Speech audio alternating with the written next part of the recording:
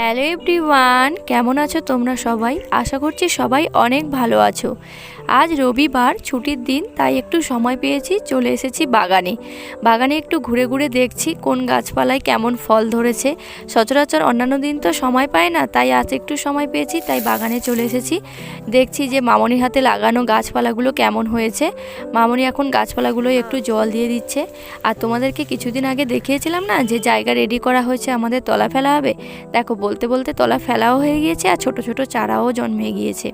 আর এখন যেটা দেখতে পাচ্ছ, এই লাউটা না মামনি বীজ রেখেছে, এত বড় হয়েছে তা ক্যামেরায় তোমাদেরকে বলে বোঝাতে পারবো না, প্রায় 10 কেজির বেশি তো হয়ে যাবে। এখন মামনি আর আমি চলে এসেছি রাস্তায় কলা গাছ থেকে কলা পেড়ে নিতে রান্নার জন্য। আজ যেহেতু রবিবার ছুটির দিন সময় পেয়েছি, তাই সকালে জলখাবারে এই পরোটাগুলো বানিয়ে নিয়েছি। এই পরোটাগুলো আমার খালি খালি খেতে ভালো লাগে, এর সাথে আর কিছুই লাগে না। তোমাদের কার কার ভালো লাগে আমাকে কমেন্ট করে জানিও, আর যদি ভিডিওটি ভালো লাগে চ্যানেলটি সাবস্ক্রাইব করে দিও।